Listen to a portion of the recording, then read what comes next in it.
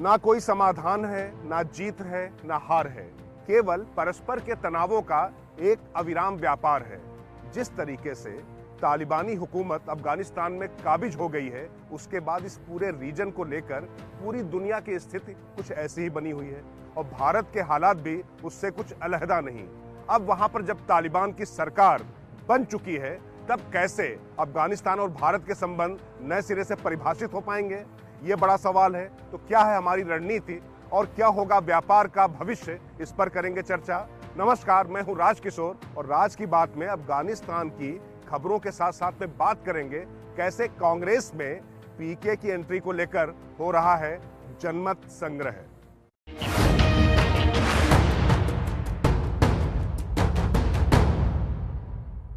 भारतीय राजनीति या जिसे हम पावर कॉरिडोर कहते हैं, उसमें कुछ लोग धूमकेतु की तरह उदय हो जाते हैं, कुछ लोग धीरे धीरे काम करके अपनी जगह बनाते हैं। तो इसी तरह भारतीय सियासत में सक्रिय रूप से सामने ना होने के बावजूद धीरे धीरे अपनी मेहनत और अपनी रणनीतिक कौशल के जरिए जगह बना चुके प्रशांत किशोर यानी पीके की राजनीति में एंट्री भी कुछ अनोखे अंदाज में शायद होगी, क्योंकि कांग्रेस उनके बारे में राय शुमारी करने जा रही है। मतलब अगर उनको कांग्रेस में बिल्कुल अलग स्तर पर लेकर आने की तैयारी है, तो उनकी एंट्री भी बिल्कुल अलहदा अंदाज में होगी।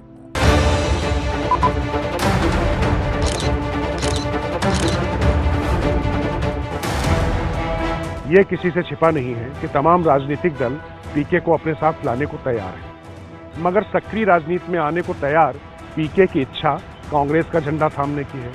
हिंदुस्तान की हाई वोल्टेज सियासत में पीके अब कौन सा रंग भरना चाहते हैं और उनके इरादे क्या हैं, इसको लेकर समय समय पर सवाल खड़े होते रहे। 2014 में बीजेपी का चुनाव प्रचार का काम देखने के बाद राष्ट्रीय क्षितिज पर जब से पीके चमके, तब से लगातार उनका प्रभाव बढ़ता जा रहा है। मगर दिलचस्प है कि जितना उनका विपक्षी राजनीतिक दलों में प्रभाव है, उससे कहीं ज्यादा लगाव उनका कांग्रेस में है।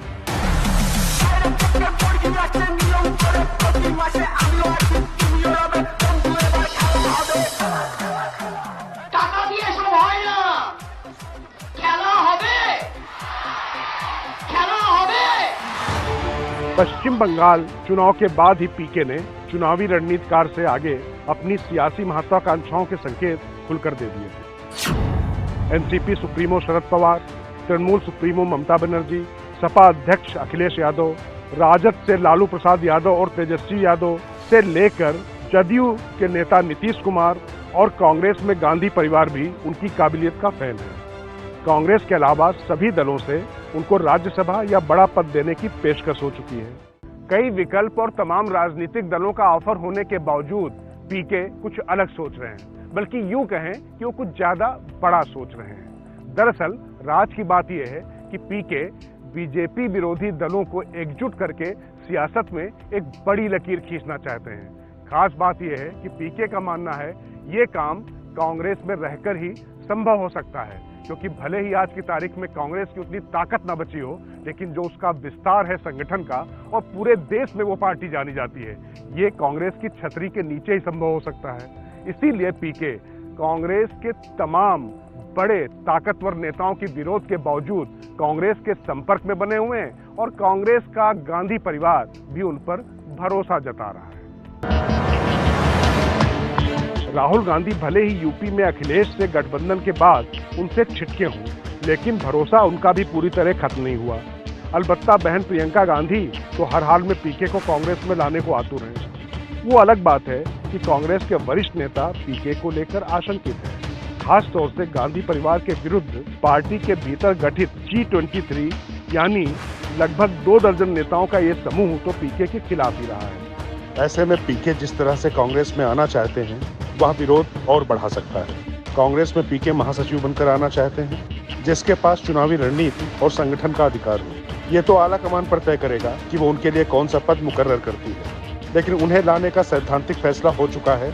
लेकिन कांग्रेस के अंदर कोई और विवाद न खड़ा हो, इसके लिए पार्टी की कार्यकारी अध्यक्ष सोनिया गांधी को आगे आना पड़ा है। राज की बात यह है कि पीके की कांग्रेस में एंट्री से पहले सोनिया ने अपने दो सबसे विश्वस्तों ए.के. एंटनी और अंबिका सोनी को यह जिम्मेदारी सौंप दी है। ये दोनों नेता पीके को लेकर पार्टी के सभी स्तरों पर बात करेंगे। मतलब G23 समेत कांग्रेस के अन्य वरिष्ठों से पीके को पार्टी में लाने पर बातचीत कर उनकी राय जानेंगे। इसके साथ ही सभी राज्यों में जहां पर उनके मुख्यमंत्री हैं या नेता विपक्ष हैं और पार्टी अध्यक्ष, उनसे भी बातचीत की जाएगी और उनका मशविरा लिया जाएगा। मतलब पीके जिस तरीके का अनूठा व्यक्तित्व है, राजनीति में औपचारिक तौर पर उनकी एंट्री भी उतनी ही गैर परंपरागत तरीके से होगी। मतलब ए.के. एंटनी और अंबिका सोनी रायशुमारी के बाद अपनी रिपोर्ट कांग्रेस आला कमान को सौंपेंगे। उसके बाद जो भी निष्कर्ष होंगे, सिद्धांततः ऐसा लगता है कि उस आधार पर पीके को कांग्रेस में जगह दी जाएगी, जिम्मेदारी दी जाएगी। लेकिन बड़ा सवाल ये है कि ये पीके की एंट्री के लिए हो रहा है या उन्हें रोकने की कवायद है। ये वक्त बताए।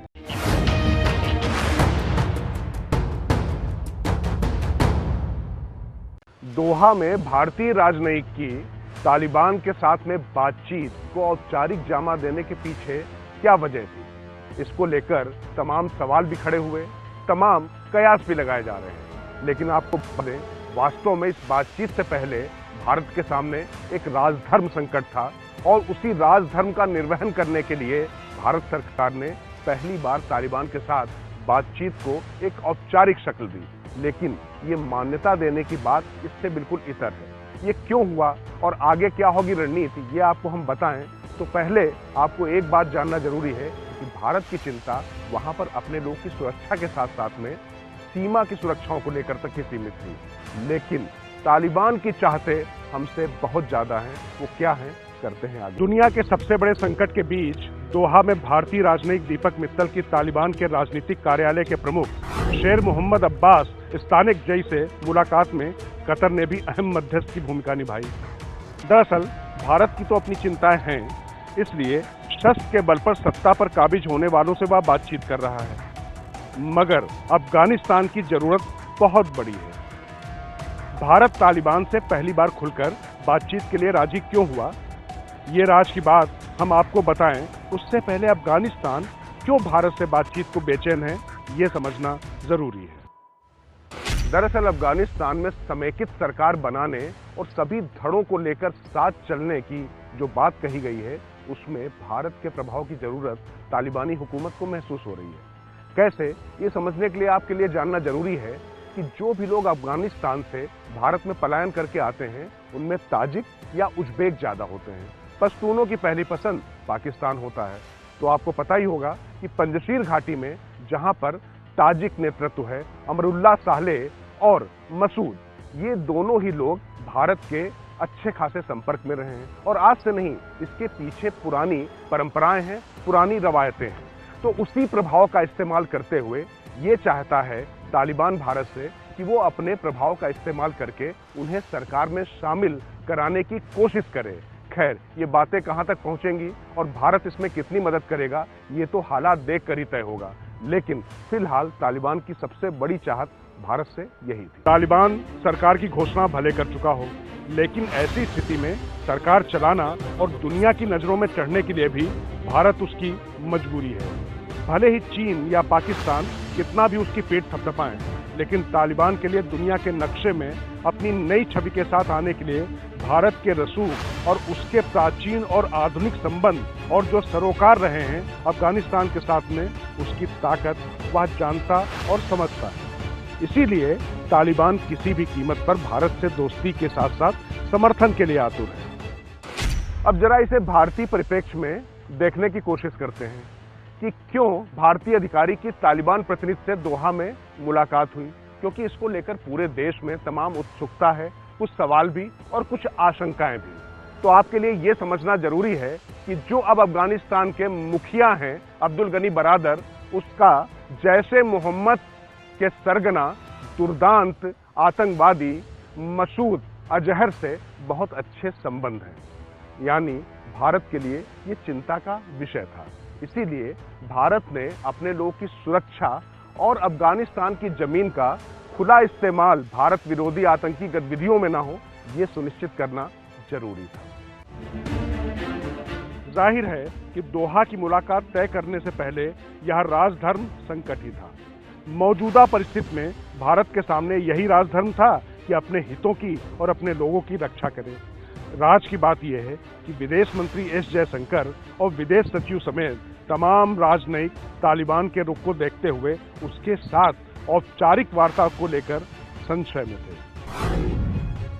राज की बात यह है कि प्रधानमंत्री नरेंद्र मोदी, गृह मंत्री अमित शाह, राष्ट्रीय सुरक्षा सलाहकार अजीत डोभाल और विदेश मंत्री व सचिव की इस मुद्दे पर मंत्रणा हुई।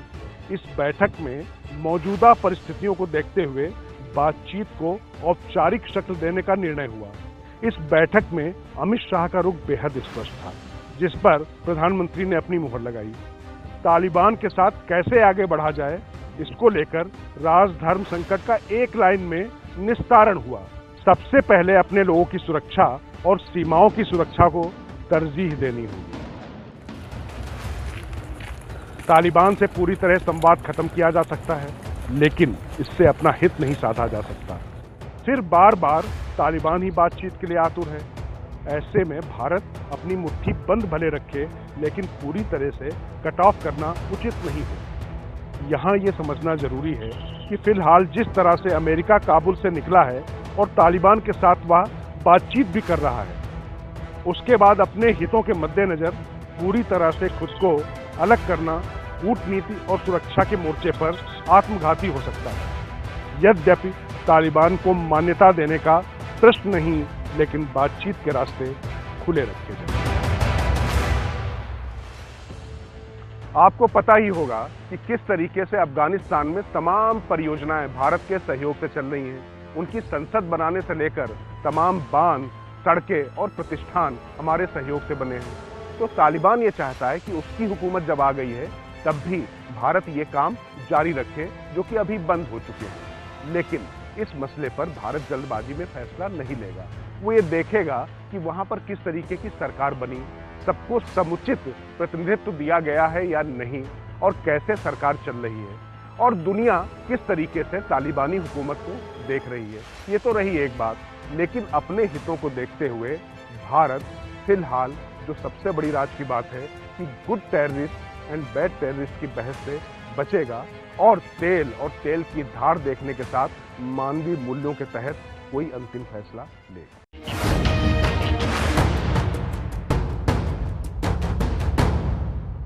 अफगानिस्तान के हालात किसी से भी छिपे हुए नहीं हैं। हर तरफ आतंक है, बदहवासी है और हाहाकार है। तमाम देशों के जो बासिंदे वहां पर फंसे हुए हैं, उनको निकालने के लिए 24 घंटे उनकी सरकारें प्रयासरत हैं।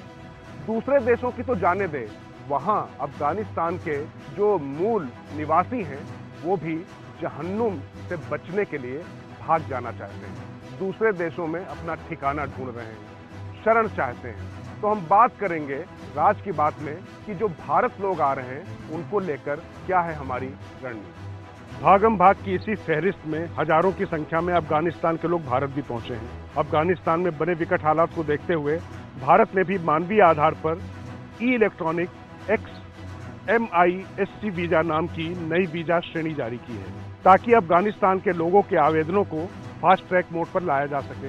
अफगानिस्तान से भागकर भारत आ रहे लोगों को जारी किए जा रहे ई वीजा की अवधि 6 माह रखी गई है। ये तो रही अफगानिस्तान संकट से जुड़ी सामान्य सी बात, जो लगभग सबको पता ही है।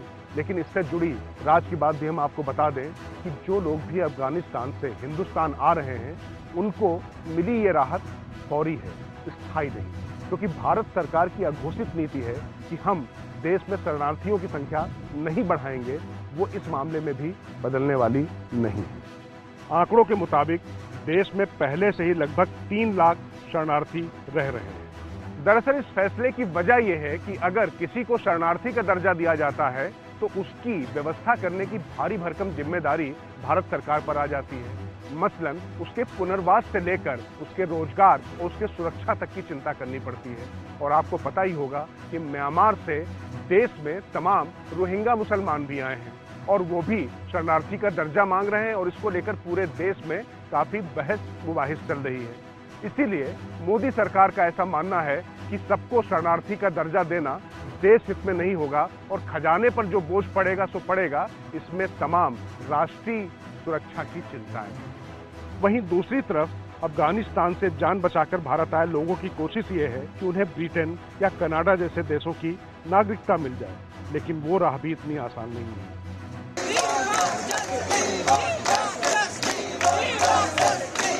बीते हफ्ते सैकड़ों की संख्या में अफगानियों ने दिल्ली स्थित संयुक्त राष्ट्र शरणार्थी उच्चायोग UNHCR दफ्तर के सामने प्रदर्शन किया और रिफ्यूजी कार्ड की मांग की, ताकि उन्हें दूसरे देशों की नागरिकता मिल सके।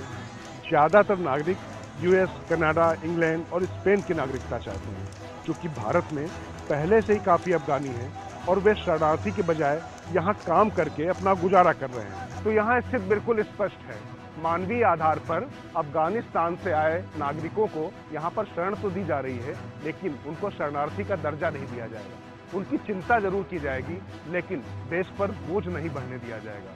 कुछ सूत्रों का साफ कहना है कि कोई भी फैसला वर्तमान परिस्थितियों के लिहाज से लिया जा सकता है और भविष्य में विदेश या अंतर्राष्ट्रीय स्तर पर किस तरीके की परिस्थितियां बनती हैं, ये कहना मुश्किल है। तो जो भी परिस्थितियां होंगी उसके हिसाब से भविष्य में फैसले बदले जा सकते हैं, लेकिन अभी का सच ये है कि अभी अफगानिस्तान से आए हुए लोगों को शरणार्थी का दर्जा नहीं मिल सकता।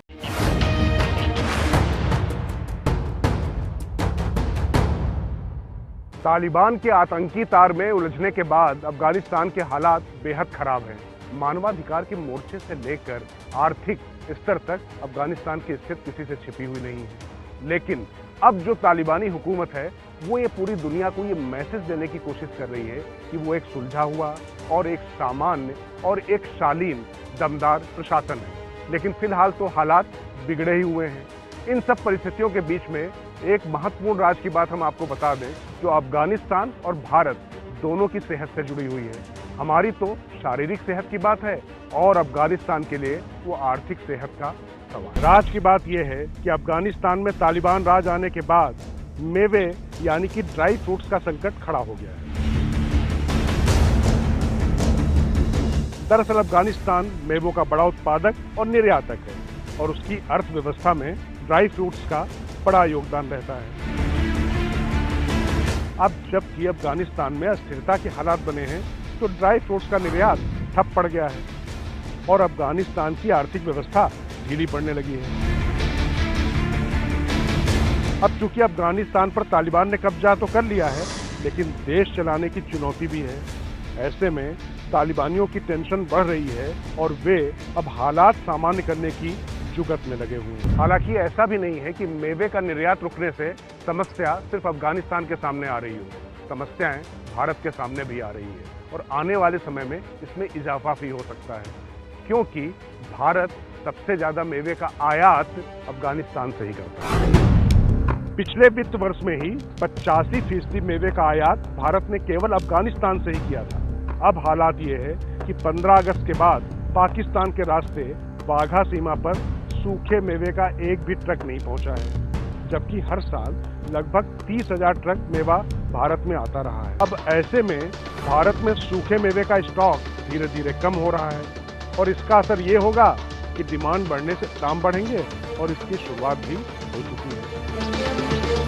कारोबारियों के मुताबिक बादाम, अंजीर, खुबानी और किशमिश के दामों में लगभग 200 रुपए प्रति किलो की बढ़ोतरी हो रही है, जबकि पिस्ता की कीमतों में 250 रुपए प्रति किलो की वृद्धि हो रही है और आने वाले वक्त में मेवे के दामों में 40% तक की बढ़ोतरी देखी जा सकती है। मतलब साफ है कि संकट दोनों तरफ है, लेकिन अफगानिस्तान के लिए संकट ज्यादा बड़ा है। दरअसल अफगानिस्तान में अफीम का भी कारोबार तगड़ा है, लेकिन अपनी छवि बेहतर करने के लिए तालिबान उससे फिलहाल तौबा करता दिख रहा है और अगर वो ड्राई फ्रूट्स पर फोकस करता है तो भारत से बड़ा बाजार उसे मिल नहीं सकता। इन हालात के बीच राज की बात यह है कि तालिबान चाहता है कि भारत के साथ उसका व्यापार चलता रहे। राज की बात यह भी है कि दिल्ली के चांदनी चौक के बड़े डिस्ट्रीब्यूटर से तालिबान खुद संपर्क कर रहा है, ताकि मेवे के धंधे में आई मंदी से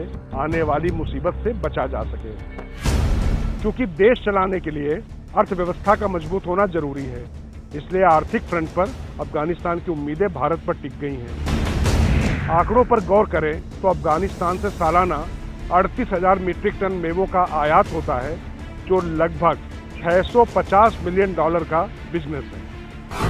तालिबान के मन में भले ही भारत के खिलाफ जहर भरा हो और समय समय पर वो इसका विश्वमन करता भी रहा हो, लेकिन जब देश चलाने की बारी आई है तो उसकी बहुत सारी उम्मीदें भारत पर आकर टिक गई हैं, क्योंकि किसी भी देश को चलाने के लिए अर्थव्यवस्था सबसे महत्वपूर्ण कारक होता है और इस मामले में भारत के अलावा सशक्त विकल्प उसके सामने नहीं है।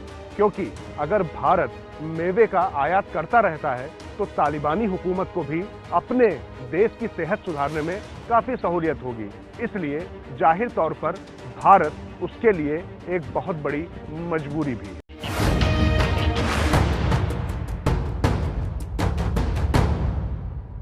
अफगानिस्तान में तालिबान के आने के बाद वहां भगदड़ मची हुई है। सदियों से जो लोग वहां पर रहते चले आ रहे थे पीढ़ी दर पीढ़ी, वो भी अब उस मुल्क में नहीं रहना चाहते हैं।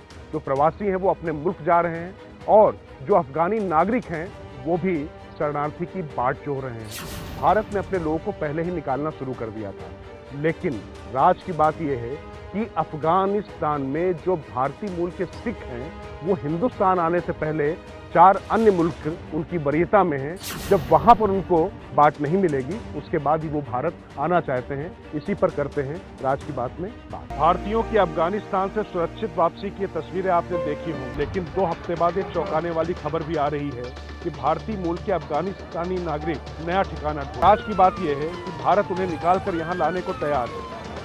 काबुल एयरपोर्ट पर अमेरिका का कब्जा और उनकी अपनी प्राथमिकताओं के बीच भी भारत कूटनीतिक चैनल से अपने लोगों को वतन लाने में कोई कोर कसर नहीं छोड़ रहा। इतना ही नहीं, तालिबानी हुकूमत उन्हें एयरपोर्ट तक पहुंचने दे, इसके लिए भी बैक चैनल बातचीत तो चल ही रही है। इन दुश्वारियों से जूझकर भारत सरकार किसी भी तरह से अपने लोगों को निकाल कर ला रही है। मगर आपको जानकर शायद हैरानी होगी, भारतीय मूल के तमाम अफगानी नागरिकों की पहली पसंद भारत नहीं है। खास तौर से पीढ़ियों से यहाँ पर पूरी तरीके से जो जम चुके सिख परिवार हैं वो भी इन हालात में वहाँ रहना नहीं चाहते हैं। लेकिन ऐसे 2,500 से 3,000 लोगों की सूची आव्रजन विभाग ने विदेश मंत्रालय के सहयोग से तैयार भी की थी। लेकिन राज की बात यह है कि उनकी प्राथमिकता में भारत 5वें नंबर पर आ रहा है। पहले वो अमेरिका, कनाडा, जर्मनी और स्पेन जैसे मुल्कों में जाना चाहते हैं। यदि वहां पर उनको वीजा नहीं मिलता है या उनको शरणार्थी का तमगा नहीं मिल पाता है, उसके बाद ही वो यहाँ पर आएंगे। खैर, भारत ने अपनी तैयारी पूरी कर रखी है। यही कारण था कि जब हमारा ग्लोब मास्टर C-17 काबुल से उड़ान भर रहा था तो काफी देर तक उसको इंतजार करना पड़ा, लेकिन उसमें लोग नहीं आए थे और इंतजार करते रहे दूसरी जगहों पर अपने रिश्तेदारों की मदद से कि अगर वहां पर उनको शरण मिल जाती है तो पहले वहां जाएं। खैर, भारत ने तैयारी पूरी कर रखी है। जब वो भारत आना चाहेंगे तो फिर से उनको लाने का उपक्रम किया जाए।